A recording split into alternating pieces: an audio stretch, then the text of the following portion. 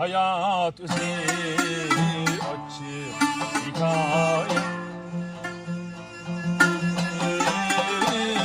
Hepmici başarmak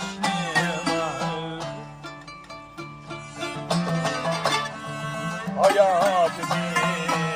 açık hikaye Hepmici başarmak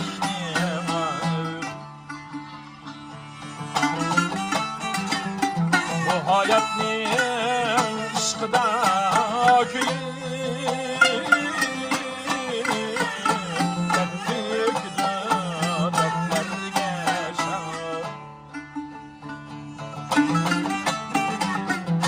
hayatning ishqida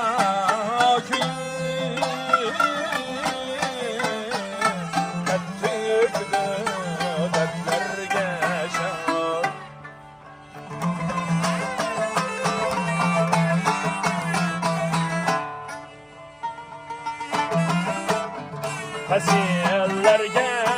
bölüngen alem Bahar mı var, Zimistan mı hey Eleysine beşaratiniz Mutlu parmağında mücez Eleysine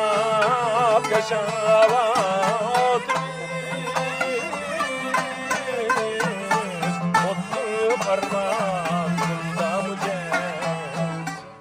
Alamet.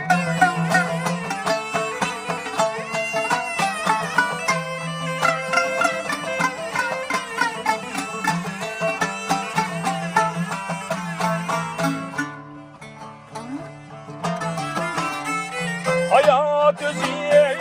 inip turgan